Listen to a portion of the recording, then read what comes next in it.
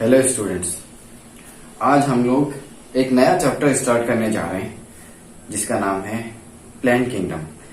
ये biology class 11 biology का chapter 3 है।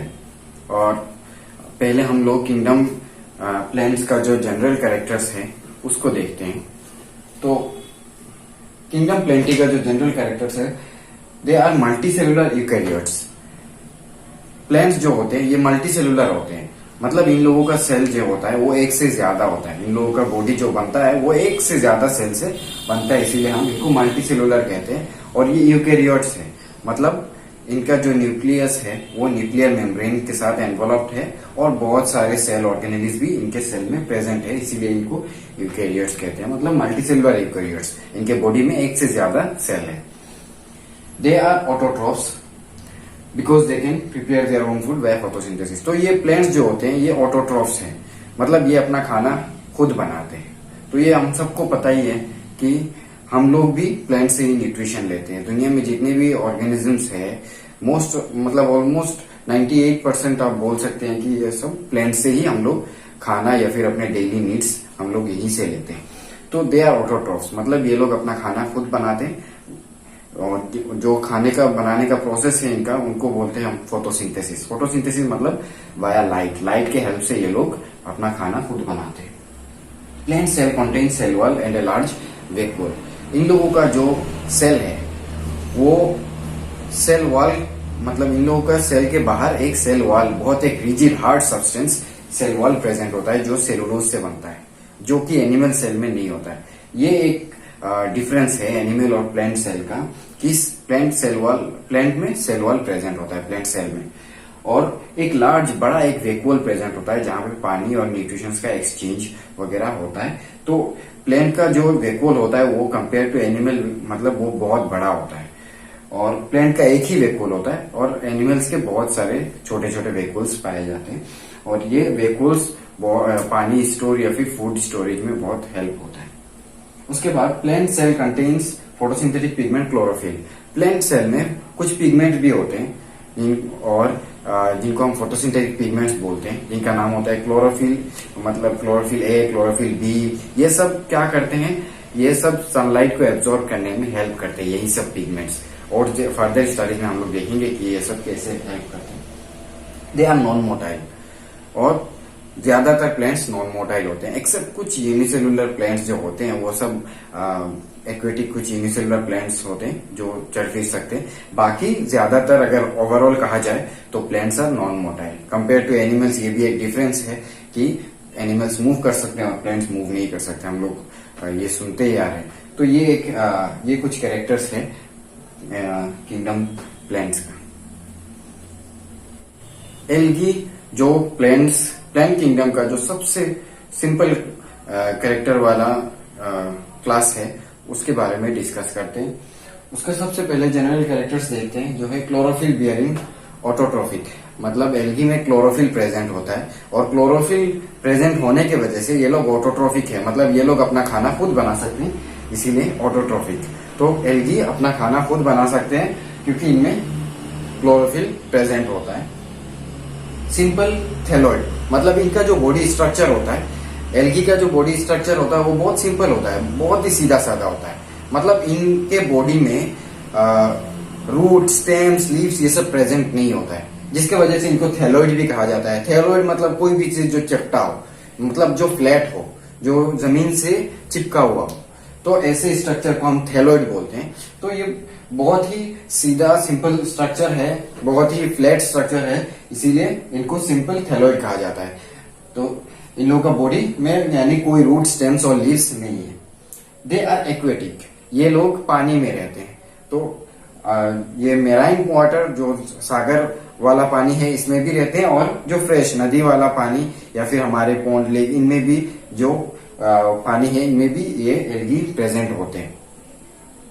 They live on moist stones and would. Algae जो अगर ये लोग ऐसे ऐसे जगह पे प्रेजेंट होते हैं जहां पे मॉइस्ट मतलब पानी वाला जगह हो, थोड़ा भीगा हुआ हो, तो मॉइस्ट स्टोन्स मतलब ऐसा कोई पत्थर हो जो थोड़ा भीगा हुआ हो, उसमें ये लोग ग्रो कर लेते हैं। उसके बाद या फिर कोई भी वुड हो, कोई लकड़ी का टुकड़ा हो जो मतलब भीगा हुआ हो, बारिश हुआ हो या कोई भी रीजन की वजह से ये भीगा हो, तो उसमें भी एल्गी पाए जा सकते हैं। तो ये ऐसे जगह मतलब चूज करते हैं जहाँ पे मतलब जो एरिया थोड़ा मॉइस्ट हो, थोड़ा भीगा हुआ हो, ठीक है, थोड़ा वेट हो।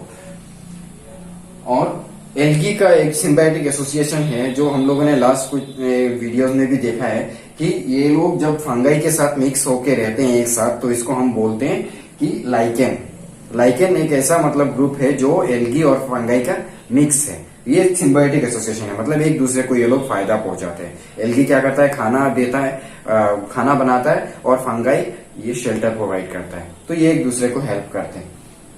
उसके बाद एक और अभी देखते हैं एल्गी और एक एनिमल है जिसका नाम है स्लॉथ बियर। वो क्या करता है, इतना स्लो है कि वो जब किसी पेड़ पे रहता है तो उसके बॉडी में भी मतलब एल्गी ग्रो कर लेता है। तो इतना मतलब वो लेजी है जिसके वजह से उसके बॉडी में ये एल्गी ग्रो करने लग जाता है। तो ये भी एक एसोसिएशन, इसका कोई सिंबायोटिक एसोसिएशन नहीं है, मतलब ये बस लेजी होने की वजह से इसके बॉडी में ये सब ग्रो हो जाता है।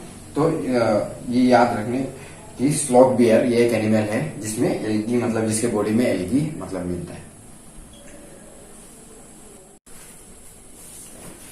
एल्गी का जो बॉडी स्ट्रक्चर होता है वो यूनिसेलुलर भी हो सकता है, जैसे एग्जांपल क्लेमाइडोमोनास में है, मतलब एक ही सेल से उसका पूरा बॉडी बनता है।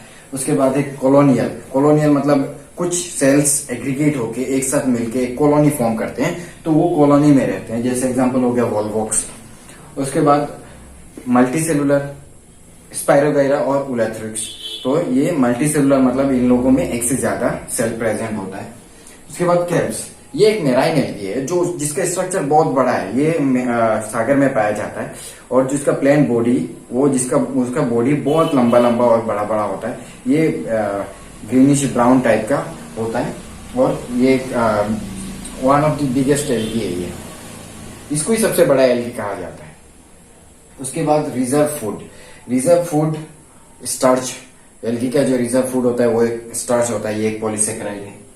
उसके बाद रिप्रोडक्शन, एल्गी का जो रिप्रोडक्शन होता है वो तीनों प्रोसेस से होता है, वेजिटेटिवली भी होता है, असेक्सुअली भी होता है और सेक्सुअली भी होता है। तो वेजिटेटिवली जो होता है वो होता है फ्रेगमेंटेशन, मतलब एक सेल है तो वो टूट गया, उसके बाद वहां से नया मतलब दोनों पार्ट से नया सेल मतलब राइज कर सकता है बाय डिवीजन, सेल डिवीजन, तो ये हो जाता है फ्रेगमेंटेशन। उसके बाद आता है आसेक्सुअली एल्गी कैसे रिप्रोड्यूस करते हैं, ये मैंने मतलब क्लेमाइडोमोनास जो होता है, क्लेमाइडोमोनास से मतलब एक एग्जांपल दिखाया है, ये एक क्लेमाइडोमोनास है। तो क्लेमाइडोमोनास का जो इनर पार्ट होगा, बॉडी का जो अंदर का जो पार्ट होगा, न्यूक्लियस और बाकी सेल ऑर्गेनेलिस, ये लोग डिवाइड करते हैं, मतलब कैरियोगेमी होता है सबसे पहले, मतलब सेल का न्यूक्लियस का डिवीजन, उसके बाद पूरा बॉडी का अंदर का कंटेंट्स वो डिवाइड होके 2 बनता है, उसके बाद 4 बनता है, मतलब मायोसिस होता है।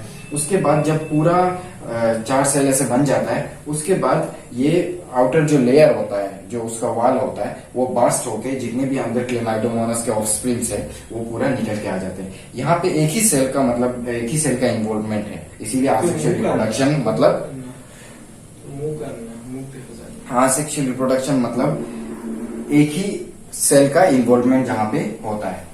तो यहाँ पे एक ही सेल रिप्रोड्यूस मतलब डिवाइड होके उसका इनर कंटेंट्स पूरा मियोसिस करके ऑफस्प्रिंग बनाने के बाद सेल वॉल जो होता है वो बास्ट होके बाहर निकलता है, उसी को हम लोग आसेक्सुअली मतलब ये प्रोसेस होता है आसेक्सुअली मतलब एल्गी का रिप्रोड्यूस करने का।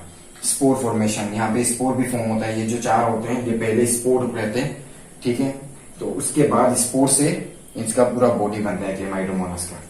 उसके बाद आते हैं सेक्सुअली मतलब फ्यूजन मतलब 2 सेल का कॉम्बिनेशन, उसको बोलते हैं हम लोग फ्यूजन। और फ्यूजन FISSION का मतलब होता है डिवाइड होना, लेकिन फ्यूजन का मतलब है कंबाइन होना, 2 सेल का कंबाइन होना। तो ये सपोज लो क्लेमाइडोमोनास है, ठीक है, ये क्लेमाइडोमोनास का मेल पार्ट है, ये एक फीमेल पार्ट है। तो क्या करते हैं ये लोग ऐसे पोजीशन पे एक दूसरे के ऊपर ऐसे मतलब प्लेस होते हैं। उसके बाद इन लोगों का जो प्लाज्मोगेमी और कैरियोगेमी प्रोसेस होता है, प्लाज्मोगेमी मतलब जो जिन दोनों का जो प्लाज्मा है, अंदर का जितने भी कंटेंट्स होता है, साइटोप्लाज्म और प्रोटोप्लाज्म सब एक दूसरे के अंदर मिक्स होता है। उसके बाद कैरियोगेमी भी होता है, मतलब न्यूक्लियस का मिक्सचर भी होता है दोनों क्लेमाइडोमोनास का। उसके बाद जाइगोट फॉर्म करता है, ये एक जाइगोट है, हम लोग को पता है कि अगर सेक्सुअल रिप्रोडक्शन होगा तो वहां पे जाइगोट का फॉर्मेशन होगा ही। तो यहाँ पे दो पेरेंट इन्वॉल्व है, तो इसीलिए एक जाइगोट का फॉर्मेशन होता है जब इन दोनों का कंटेंट्स एक दूसरे के साथ मिलता है, प्लाज्मोगेमी कैरियोगेमी। उसके बाद इन लोगों में भी ऐसे स्पोर का फॉर्मेशन होता है जो बाद में जाके क्लेमाइडोमोनास राइज करता है। ठीक है, यहाँ पे भी मियोसिस प्रेजेंट होता है, यहाँ पे भी मियोसिस होता है, जाइगोट फॉर्मेशन के बाद मियोसिस होता है। मियोसिस के बाद उसके बाद और क्लेमाइडोमोनास के जो ऑफस्प्रिंग्स होते हैं वो बास्ट होके निकलते हैं। तो ये था सेक्सुअल मोड ऑफ रिप्रोडक्शन। और सेक्सुअल मोड ऑफ रिप्रोडक्शन में और एक तीन मतलब प्रोसेस इन्वॉल्व होता है। एक है आइसोगेमी। आइसोगेमी मतलब जो मेल और फीमेल क्लेमाइडोमोनास होंगे वो दोनों को मतलब सेम होंगे। ठीक है, ये दोनों स्ट्रक्चर दोनों का सेम होगा, उसी को हम बोलेंगे आइसोगेमी। एनाइसोगेमी में क्या होता है, या तो मेल बड़ा होगा फीमेल छोटा होगा, या तो फीमेल बड़ा होगा या मेल छोटा होगा। तो ऐसे मतलब शेप को हम लोग एनाइसोगेमी बोलते हैं। ये कोई फिक्स नहीं है कि कौन बड़ा होगा, कोई भी हो सकता है। उसके बाद उगेमी। उगेमी में हमेशा फीमेल बड़ा होगा और मेल, याद रखिए उगेमी में हमेशा फीमेल लार्ज और नॉन मोटाइल होता है। लार्ज और नॉन मोटाइल मतलब ये लोग चल नहीं सकते। उसके बाद मेल हमेशा स्मॉल और मोटाइल होते हैं, मतलब मोटाइल मतलब चल सकते हैं। तो उगेमी में हमेशा मेल छोटा होता है और मोटाइल होता है, फीमेल बड़ा होता है और नॉन मोटाइल होता है। तो ये थे कुछ प्रोसेस और कैरेक्टर्स एल्गी के बारे में।